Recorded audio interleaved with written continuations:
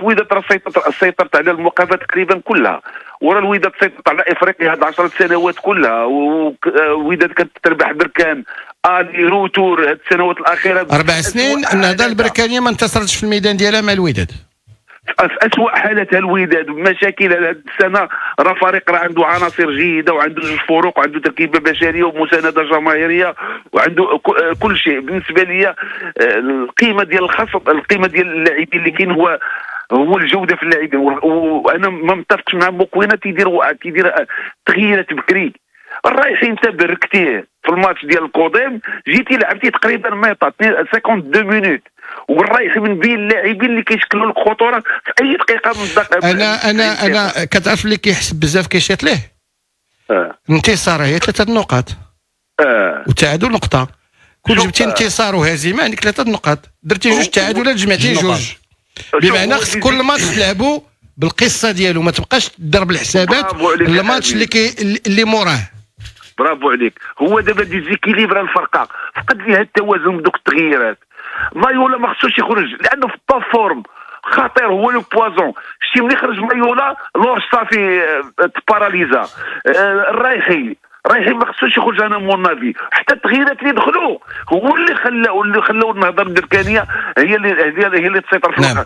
شتي ناسي ملي دخل وما شناش لاطاك ولا شنا كيدافع في الاخر. تنبان لي انا مكوينه بحال ولا كيقلب على داك التعادل. على العموم انا اللي كنتمنى هو يبقى الفريق بهذا المستوى، حيت الا ما بقاش بهذا المستوى بهذا اللعب بهذه الطريقه وبهذه الجوده في اللعب وهذه القتاليه وهذا الروح، كنظن ان راه حيت القيمه ديال الخصم هي اللي خلت اللاعبين ولا المدرب باش يأديوا بهذا الاداء الجيد.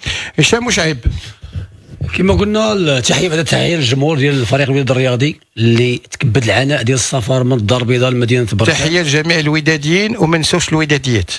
حتى نقولوا الوداديين يعني فيهم كل شيء، فيهم لا ولكن بعض المرات خصك دير بلغه الكره ديالو جمع المؤنث السالم. فيهم الوداديات والوداديين. ايوا كاين اللي كيبغيو يسمعوا، كاين اللي كيبغيو يسمعوها بمقاربه تحيه الوداديات كامل، مقاربه النوع. تحيه الوداديين، برافو عليهم. الجمهور ديال الوداد الرياضي بينوا بانه جمهور كبير بزاف، هو الرقم 1 في المعادله ديال فريق الوداد الرياضي. الا ما كانش الجمهور ديال الوداد راه ما كاين والو.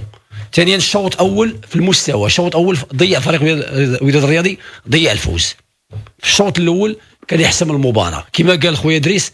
التغييرات ديال المكوينه ما مفهومينش، بعض المرات كيضعفوا الفرقه. وي مايلولا ما يخرجش، الرايحي ما يخرج. بدي خليني يخرج مايلولا والرايحي شنا تحيف وضيو تيطلعوا بوحدهم بشويه عليهم، ما بقاش الضغط على حامل الكره. بيتي ياخذ لاكس سنترال لا ضايو ولا تحيف تيلعبوا على خاطرهم. من يخرج مايلولا والرايحي ولا تيلعبوا على خاطرهم تيطلعوا بوحدهم تيشدوا الوداد في الدوزيام، شدوا الوداد مزيان. نعم. ولكن شوط اول في المستوى الكبير من احسن الاشواط الاولى ديال الاشواط اللي يلعبوا الفريق الوداد الرياضي هذا الموسم هذا، خاص النجاعه الهجوميه. لورش كي شاف جيد غيكون فريق الوداد الرياضي موفي، لعب اريا دروا، لعب ايار غوش، ولكن خص شويه البوا ينقص.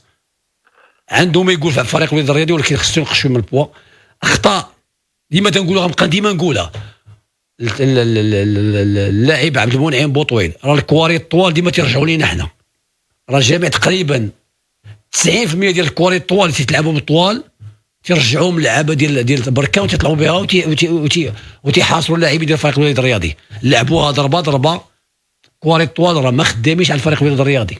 لعبوا على لي زيل جناب الرايحي بوهرة، مره تيكون مزيان مره ما تيكونش مزيان.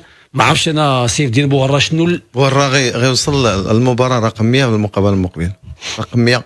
شحال ماركه وشحال اسيست. المهم لعب هشام الخليفي راه لعب 100 ماتش تحت الكيطمه ديال الوداد، التوني ديال الوداد. هشام شوف واحد القضيه. هشام امين راه ماشي خايب واحد الدرجه. هشام اسمع لا كاين واحد هنا اللي كيتيري فيه. شوف تيدير كل شيء الا اللمسه الاخيره. دابا اش كنقول لك، دابا كل شيء دابا ما كينقصش من قيمه اللاعب. كاين واحد الذي ينتقده بشده وما كراهش ما يشوفوش في الوداد. لا كان راه في هاد البلاطوات بزاف البلاطوات. هو لي زارير او لي زيل ديال الوداد عندك بزاف الاختيارات. انا كنشوف انه لاعب اللي اللي دخل في مقابله ديال الكودام ودار يعني بين واحد هو فاتحي، فبغيتو يتوي يعني تعطاه فرص ديال، خصنا انه شفنا انه سجل هذا في الطرف النفسيه ديالو، يعني كان غادي يمشي انه يبدا المجهود. دابا موكوينه دار حسابه ودار عبارو، غير هو الدوره هذه عندها مستفيد وفرق غير مستفيده. المستفيد الاول هو نضال البركانيه، لانه ما ضيعش ذاك الفرق اللي عنده مع الفرق اللي تلويد المستفيد خسر على بركان. لا لكن دابا دابا خلي بركان بوحده خصهم 6 نقاط. بركان انا قلت لك المستفيد الاول الفتح جوست هذا هو المستفيد. لا استخدموا نقطه على الزمامره. الوداد امتى وضيعوا نقاط على الفتح. دابا تنهضرك على اللي دخلت الثانيه امين. دابا دخلت الفتح. شكون الثاني؟ لا شكون الثاني؟ زمامره. الوداديه الثانيه والثالثه هي الزمامره. لا حيت دابا المقابلات اللي جايه الوداد كلها مع المنافسين ديالك اللي مباشر. دونك عندك الفتح وعندك الدور الاخير الزمامره وعندك الزمامره وعندك الديربي حتى هو راه كيتعتبر مقابله مهمه. دونك انا بالنسبه لي الاهم هو انك تصير مقابله بمقابله. كنقول مقابله بمقابله. مكوينه قالها وكنعاود نقولها انا، انه مقابله الكودام غلط فيها خطا، تعتبر خطا جسيم، ولكن يعني نهار الجمعه لعب واحد الطريقه اللي هي نقول ميطا مثاليه، ميطا خلات انه الوداد يوصل كما قال بشعيب، انه كان يعني التركيز الساخي كان غادي الكره غشها في لاكاج. غادي نشوفوا بطبيعه الحال كالندريه دريس لوماري ديال فريق الوداد. اول محطه دريس هي مع فريق الفتح الرباطي اللي خرج منتصر ب3-0 مع فريق نهضه الزمامره في اللقاء اللي بان فيه ان الفتح كان هو المتسيد المباراه. هذا الفتح هذا واش ماشي هو ذاك الحصان الاسود اللي حتى شي واحد ما معول عليه؟ لان شفنا الزمامره في جزء من الموسم، شفنا الظفار في جزء كبير من الموسم، ولكن حتى شي واحد ما كان ضرب الحساب نادي فريق الفتح الرباطي. قبل ما يجاوبك اخويا دريس، الفتح راه حتى ماتش ما تيشبه ماتش، راه شفنا الماتش الفتح مآسفي تقول راه ماشي الرابعه. انا كنقول لك دابا الحصان الاسود فرقه اللي ما عندها لا ضغط جماهيري لا اوبليغاسيون دو ريزولتا، لان الاهداف ديالها ادريس وصلت لهم، جمعت 39 نقطه. متفق معك اخويا امين، تحليل جيد، لان فريق معليش ضغوطات، فريق اللي الاداره ديالهم مخلين شيبه كيبدع كيبغى، وشيبه يستحق حتى هو راكم تجربه كبيره. هذا عاوتاني اختبار حقيقي من اصغر الفرق في معدل السني ديالو اللي كيلعبوا به، كلاعبين صغار كيلعبوا به. عندهم الجوده العلاوي بن عبد الخالق مولوع، هادو كلهم لاعبين شباب. الراوي دابا هذا اختبار اخر عاوتاني وامتحان اخر للمقوينه، لان دابا كاع الفرق كتستعد للوداد، كاع الفرق كتبغي تربح الوداد. هادشي اللي خصو يعرف مقوينه ويعرفوا اللاعبين اللي جاو راه اي فريق كيجي تما للدار البيضاء راه كيجي كيدير مقابله ديال العمر. وهو الحاجه اللي عاوتاني الاضافه اللي كاينه غيوليو يطمعوا باش تكون شي مشاركه افريقيه. دونك ما مسموحش الخطا، فريق ديال عنده الثقه، ربح ما كاينش مشكل عند الفتح، خسر ما كاينش مشكل، تعادل ما كاين مشكل، ما كاينش ازمه، ما كاينش مشاكل، ما كاينش برافو عليك محاسبه ديال الجماهير. برافو عليك امين. دابا ولكن بلاتي الا كان فريق بلاتي عرفتي على الفتح دابا امين، الا كان فريق نموذجي وتسير مزيان خصو يلعب على بطوله. ايوا هو كيقول لك ما نخش نغلطوا عباد الله. المسؤولين ديال الفتح شحال من مره علاش باغي تلعب؟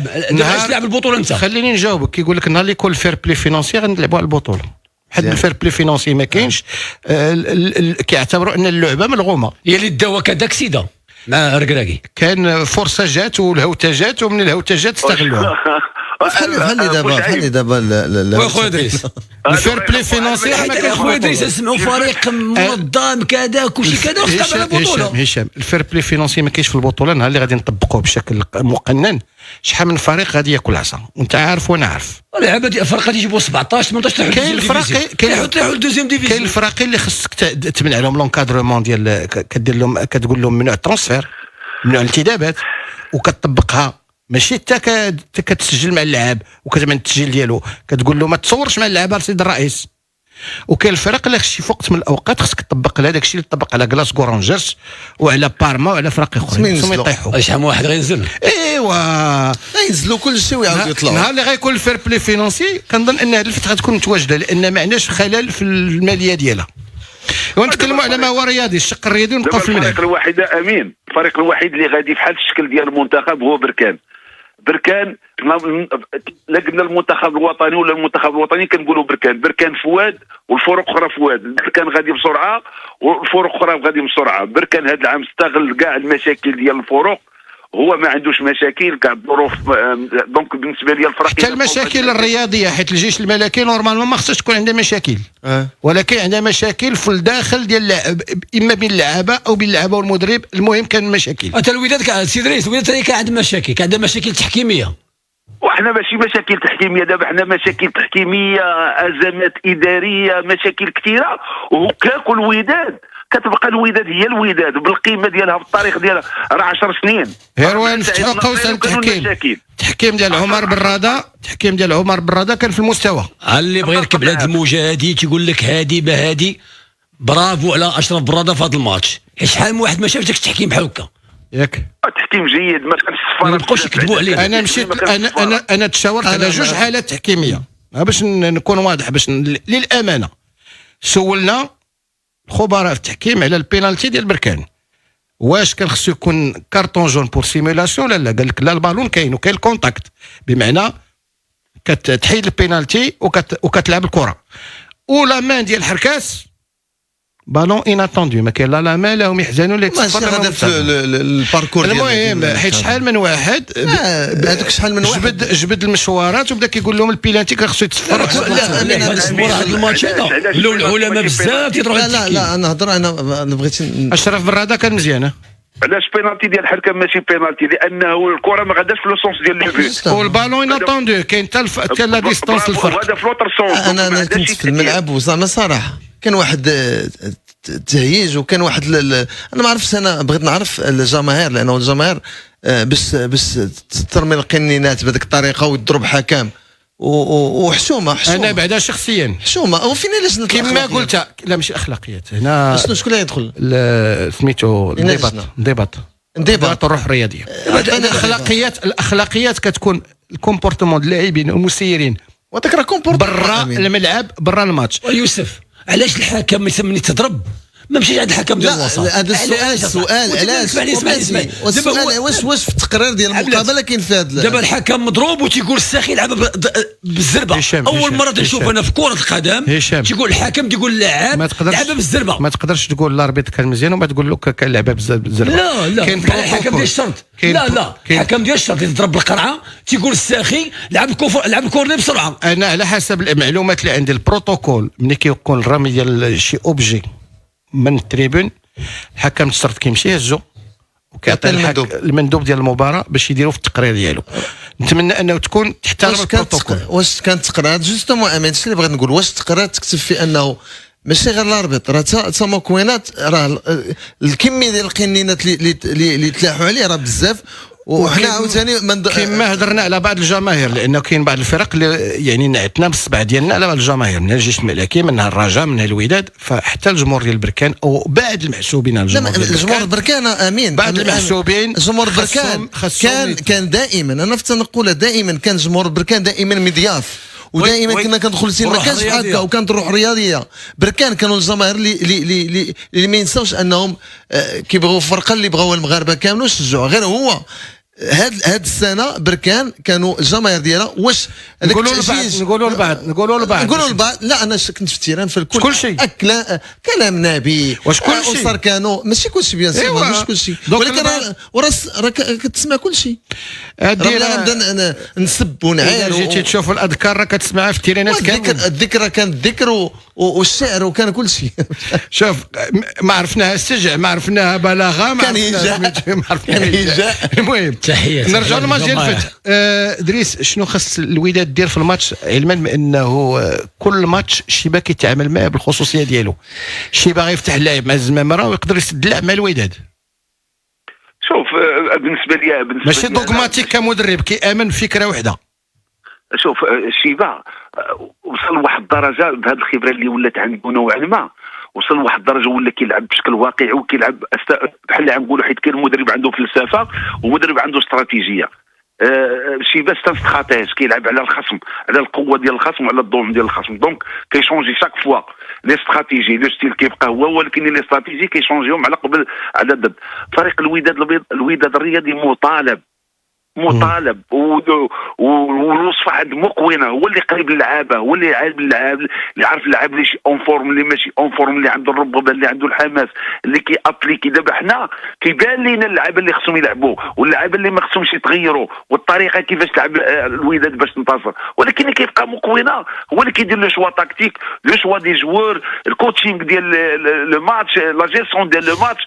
دونك بالنسبه لي الحاجه المهمه اللي خصها يبقى مكونه هو انا خصو ينتصر، لان المقابلات هما غادي كيقربوا، العام غادي كيسالي. دونك خصو يلقى الحلول، هو اللي خصو يلقى الحلول باش تنتصر الوداد، لانه هو لو ريسبونسابل على اي حاجه في لو شوا تاكتيك، لو شوا استراتيجيك، لو شوا ديال لي جوار. دونك هو خصو يلقى لي سوليسيون. بالنسبه لي انايا التغييرات في عالم كره القدم، التغييرات اما تكون اوبليغاتوار ولا كتكون تاكتيك. اذا كان تاكتيك راه كتبدا من 75 مينيت، حيت ما يمكنش تلعب الجوار 55 مينوت وتخرجوا. هذه ما كايناش في الفوتبول، ما كاينش عند لي زيكسبير في الفوتبول. او موان ابارتي 75 80 عادي يمكن دابا شنو خصو يدير في دقيقه؟ شنو خصو يدير في هذا الماتش؟ انا في نظري الماتش اللي غيتلعب الحد مع العشرة ديال الليل ان شاء الله. شي هاد ليفيكتيف اللي لعبت في بركان امون نافي انا، وهذا ما يبدلش ليكيب اللي بدا بها، هي اللي تلعب لان لاشنا في المقابله راه 22 دقيقه شدها بالتمام والكمال. فريق الوداد ما خرجش من الكارديزود ديال بركان، راه كان خصها غير هاد لي جوور اللي هضرت عليهم انا في مكناس. قلت لك بان اللاعبين اللي لعبوا انتصروا دوك الخمسه انتصارات واللي عندهم لو ريتم ديال لو ماتش واللي عندهم الثقه ولا راه خصهم يرجعوا، وهو رجعهم. مع الاسف دار تغييرات. بالنسبه للمهاجم الاوسط الغاني، مهاجم هذاك بروفيل بوحدو، هذاك لعاب ماشي ديال لي جو، هذاك لعاب خصو دو زيلي، لانه عنده جو طيب خطر. الا ما لعبناش معاه بلي سونتراج من الاجنحه راه ما غنتسناوش نلعبوا معاه في لي زانترفال. هذاك جوور بروفيل كيبغي لي سونتراج من الالتيرو من لي زيلي، الا بغا هذاك هو. اما باش تلعب معاه بحال هذا راه خص لورش وخص مايولا والرايحي الرايحي ما موقفش في هذا الماتش. لا يعني باقي عنده 3 البطاقات باقي متاح. ايوا الا كان متاح خصو يستغل جميع اللاعبين المتاحين. غادي نداتاك ديال الفتح لا ما رديتش عليها مع البال، راه كيغدروا هما عندهم واحد الخاصيه كيماركيو ديما اغلبيه ديال الاهداف ديالهم كيسجلوا في اول المقابله وفي وسط المقابله، وديما كيسجلوا لك من الدقيقه 90 من الفوق. وكنتكلموا على لاعبين بالقيمه ديال الهنوري، لاعبين الهنوري العلاوي ومولوع، وزيدهم ابرز اللاعبين فريق الفتح، وزيدهم بنيشو ما يخصش ما يلعبش بعض المرات تيتويلات، بعض المرات يعني لا زيدهم اللي كيدخل علاوي لعبوا في المقابله ديال الذهب، فكانت مقابله يعني متكافئه. جو بونس كو مونكوينا انتصر على شيبا، ولكن واش غادي يمشي هو الفتح ديال هذه 3 شهور. حتى الوداد ماشي الفتح ديال دابا، لا حتى الوداد ماشي ديال شحال هذه. غير اللي ما تبدلش هو شباب محمديه.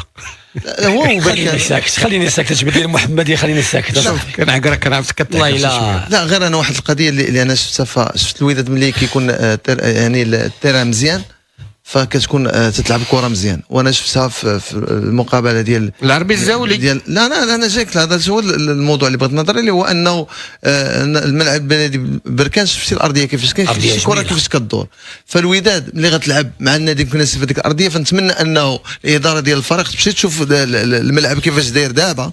هي النقطه اللي يسهروا على لونتروتيان ديالو، يعرفوا بانه الكره ديال الوداد كتبغي تلعب على ارضيه جميله جدا. وكنظن بانه ملعب العربي الزاولي الدولي راه تخسرت عليه فلوس. خصو يكون ملعب جميل جدا في انتظار الافتتاح ديال المركب محمد الخامس اللي غيكون غالبا في الديربي. ايوا سيدي راه وصلنا لنهايه هذه الحلقه باش جاي باش داير اصاحبي، باش جاي باش داير توقيت جديد عندك اليوم. توقيت جديد لان خصنا نعطيو المريخ ديال الحي الزمني ديالو السي عزيز اللي غيتكلم في نفس الموضوع لان غيبقى في بطوله احترافيه. شكرا دريس لوماري.